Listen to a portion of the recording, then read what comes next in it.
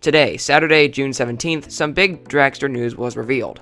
On r/Cedar Point, user Silverpool3188 posted this picture. This is of Dragster supports, specifically the launch supports, evident by the height change in the supports from where the track goes from square to a thinner brake run. These supports are painted a different color, and with how minimally they have changed, this gives some more clarity on the setup of the brake run and the layout. Let's get into this quick update video.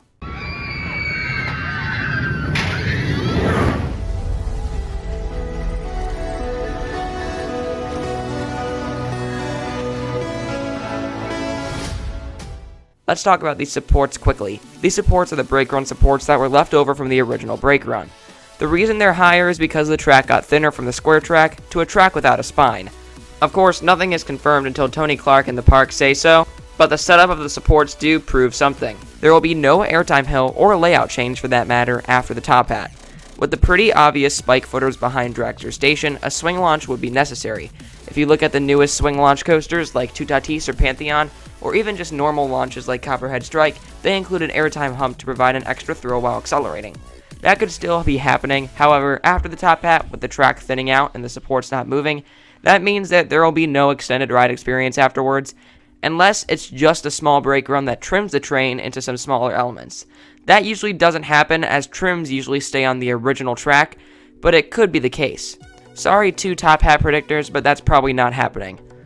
Also, with these supports painted, that confirms those supports are staying in their place.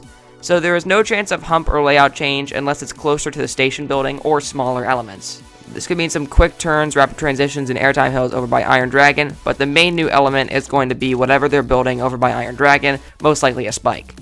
Now let's talk about the colors and how it correlates with the keychain enthusiasts received at Coastermania 2023. This keychain shows two arc-shaped objects that were red and gray. I said they'd look like magnets or a logo. Others thought it could be for a layout, such as two top hats. However, one thing is for certain. That gray on the keychain is exactly the same shade of gray that's on Dragster supports. This shows all of the people commenting that the keychain is just a Cedar Point logo, that it might be more than that. It could be a logo for the park, but the connections to this keychain and the ride are extremely noticeable. One more thing about the colors, this disproves the predictions about the track at Intamin's plant. Some people made videos about that track saying it was for Dragster, and not Universal's new Fast and Furious coaster. However, the supports at the plant are clearly orange, while these are dark gray. So anyone that was thinking that this manufacturer would be Intamin from the new track, we still don't know the manufacturer. It could very well be Zamperla still. This is also the first gray supports for Cedar Point. Everything else has been white or other bright colors. This is really the first darker coaster at Cedar Point. This will make this section of the park different from the rest, with a somewhat darker atmosphere, greatly contrasting with the bright boardwalk. So Dragster's painted supports show that there will be no big layout change after the top hat, that there is no airtime hill, and the colors make even more connections with the keychain, and also, the colors disprove the blue and orange track as being for Dragster. But those are just my thoughts on Dragster's colors. Let me know what you think in the comments down below. Don't forget to leave a like and subscribe, and have a great rest of your day.